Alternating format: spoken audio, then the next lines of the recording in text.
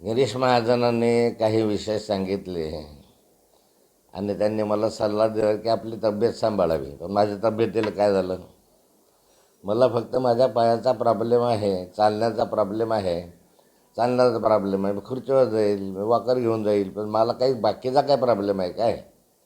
मी अजूनही चांगला आहे, चांगला राहणार आहे. तुम्ही त्याची काळजी, माझ्या तब्येतीची काळजी तुम्ही करू नका.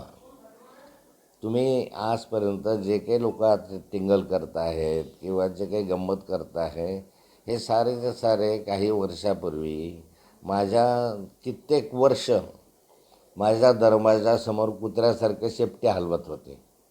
आज ते वेगळ्या भाषेत बोलायला लागले, वेगळ्या दिशेनं बोलायला लागले. हा प्रश्न वेगळा, पण अख्ख्या महाराष्ट्राला माहीत आहे की हे जवळपास सारेचे सारे कार्यकर्ते शेपट्या हलवत होते, पाय चाटत होते, नाथाभाऊ करत होते. महाराष्ट्राला माहिती आहे. त्यामुळे आता हे बोलत आहे त्याचं काही आश्चर्य वाटून घेण्याचं कारण नाही आहे.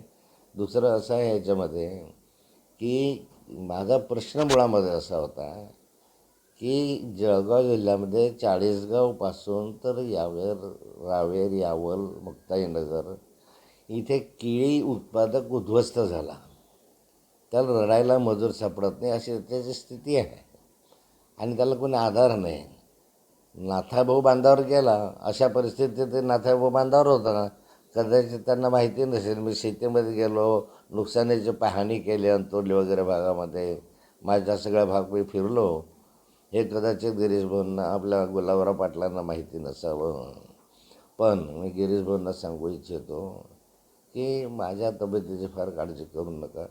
अरे कालपर्यंत तुम्ही माझ्याच होते ना, माझ्याबरोबरच होते ना सगळेचे सगळे. एकूण एक कार्यकर्त्याला मोठं करण्यामध्ये नाथाभाऊचं योगदान आहे. तुम्ही आज ज्या जागेवर आहे त्याच्यामध्ये नाथाभाऊचं योगदान मोठं आहे. ते तुम्ही विसरलं असेल, पण जनता विसरलेली नाही आहे.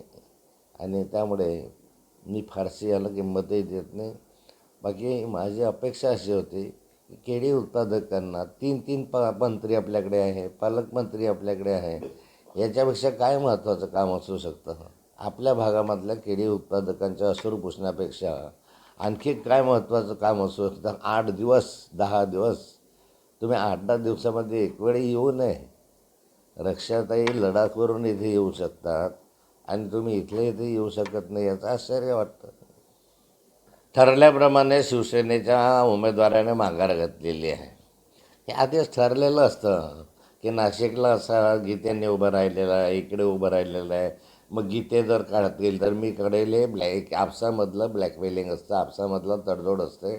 आणि हे 100% सर्वांनाच माहिती होतं की तिकडे गणेश गीते हे माघार घेतील आणि इकडे या काळेताई ह्या माघार घेतील. जवळजवळ सर्वांनाच माहिती होतं. विधान परिषदेच्या या घोडा बाजारामधल्या ह्या गोष्टी की नवीन नाही आहे.